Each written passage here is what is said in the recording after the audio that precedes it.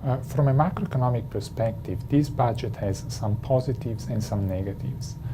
Starting with the positive, I believe that the main point is the reduction in the tax rate at the lower end of income distribution.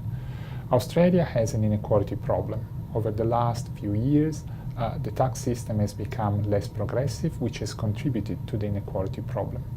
By reducing the tax rate for lower income individuals and households, this budget will reestablish a bit more of progressivity in the tax system.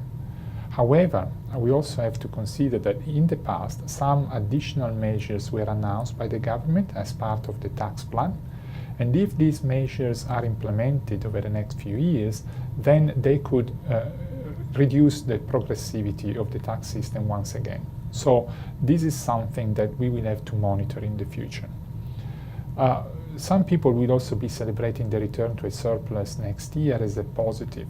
Personally, I've never been too obsessed with the deficit or surplus of the budget. The budget in the end is a tool that can be in surplus or deficit depending on the needs of the economy.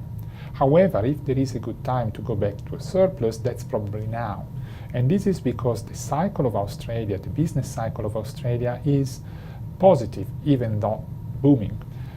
And therefore, that's an opportunity to reestablish the surplus. Now, my hope is that now that we are going to go back to a surplus, we don't become obsessed with staying in surplus. There will be times in the future when the cycle of Australia will turn negative. And in those times, we will need to run a deficit in order to stimulate and support the recovery of the economy.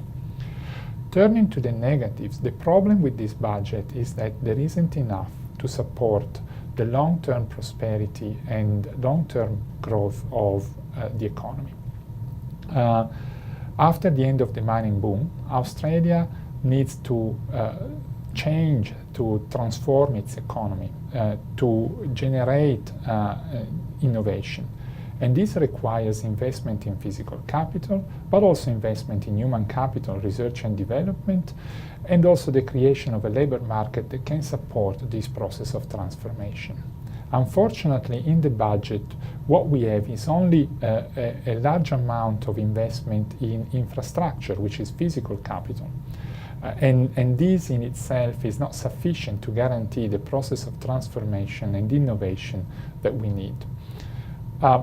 In addition to that, it seems to me that the expenditure in infrastructure announced by the Treasurer is primarily based on electoral considerations rather than economic considerations.